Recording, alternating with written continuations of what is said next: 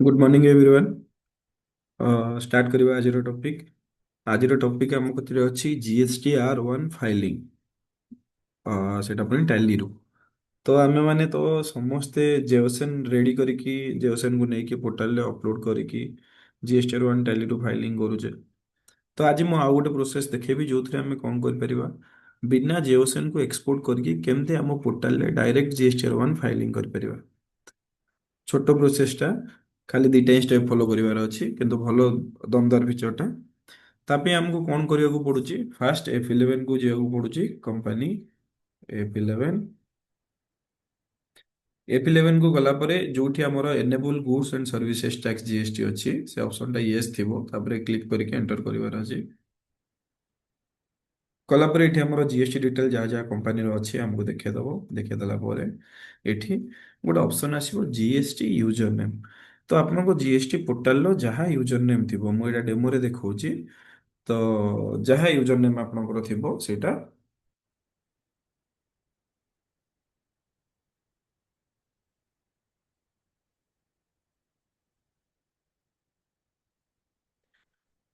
ସେ user name ଟା ଏଠି ପୁଟ୍ କରିବେ। ପୁଟ୍ କଲା ପରେ ଏଠି ମୋଡ ଅଫ ଫାଇଲିଂ ରେ ଇଭିସି ଚୁଜ୍ କରିବେ। ଇଭିସି କହିଲେ ଓଟିପି, ଡିଏସସି କହିଲେ ଆମର ଡିଜିଟାଲ ସିଗ୍ନେଚର। ତ ଇଭିସି ନେବେ। ଇଭିସି ନେଇକି ଏ ପେଜ୍ କୁ କଣ୍ଟ୍ରୋଲ କରି ସେଭ୍ କରିବେ। ସେଭ୍ କରିବେ। ସେଭ୍ କଲା ପରେ ସେଟଅପ୍ ଆମର ରେଡି ହେଇଗଲା। ଏବେ ଆମକୁ କଣ କରିବାର ଅଛି ସିମ୍ପଲ ଟିକେ ଯାଇକି ଚେକ୍ କରିବାର ଅଛି display statutory report, GST report, GST R ହଁ। फाइलिंग करिया पूर्वरु सबुठु बड़ जिनिस जोटा हमको ध्यान में रखिबार अछि फास्ट आपनको एठी आपनकर टैक्सेबल वैल्यू और सेल्स को मैच कर दबार अछि। काहेकि ना हमें जदि ए जगह रे न देखि कि रिटर्न फाइलिंग कर दोचे हुए तो हमरो किछिटा बिल अनसर्टन ने पड़ जाइथिबो, किछिटा मिसमैच थिबो कि किछिटा फिगर जोटा हमें चाहूथिबा जाई नथिबो कि बी2बी बी2सी कि एचएसएन ने किछि इश्यू थिबो। ता पूर्वरु मु समस्त को सजेस्ट करबी फास्ट आपण एठु आगो वेरीफाई कर नियंतु आपनकर डाटा ठीक अछि ना नै। जदि आपनकर डाटा ठीक अछि देन आपण प्रोसीड करें। ताहले हम कौन करवा फास्ट आज डाटा चेक करदे हाँ आम डाटा सब रेडी अच्छी। एवं आप एस्केप कर बाहर जाइए। टाली फास्ट पेज रे आपको ऑप्शन मिल एक्सचेंज रो। एक्सचेंज को गला परे सेठी गोटे भल ऑप्शन हमको देखौची।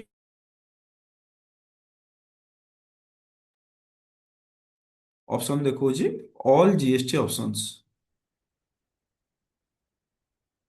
एक्सचेंज एक्सचेंज को गला परे all GST options. All GST options भितरे गोटे ऑप्शन हमको देखौची file GST R one.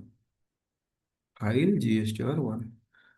File GST R one को गला परे सेही पेज हमको देखे दबो बी2बी रो अछि सेंस समरी कोन अछि, बी2सी रो कोन अछि, डॉक्यूमेंट इशू कोन अछि। मोर ए कंपनी रे ई इनवॉइस एनेबल अछि सेत पे मते बी2बी बिल देखोनी। जदि आपन को बी2बी बिल देखिबार अछि अ सेटा भी ऑटोमेटिक हमरो नै जाइथिबो।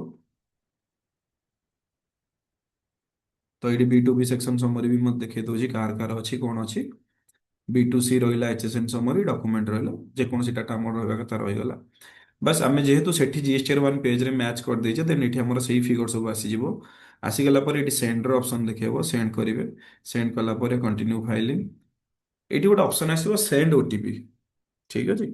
ए सेंड ओटीपी रे क्लिक कला मात्रे हमर जो जीएसटी नंबर रे जो मोबाइल नंबर रजिस्टर अछि ता देखो गोटे ओटीपी आसीबो। से ओटीपी के आपण एठी लॉगिन कर सारला ପରେ ଆପଣଙ୍କର जीएसटी पोर्टल रे ଆପଣ ଦେଖିବେ ଆପଣଙ୍କର अ से जो आमर प्रिपेयर ऑफलाइन ने से डाटाटा जाइए ऑलरेडी पड़ी रही जाइए। तो आमको कौन करा पड़ा मैनुअली आउ जेओसेन को एक्सपोर्ट करके नहीं सेठी पकई वेरीफाई करी कर प्रोसेस कमीगला।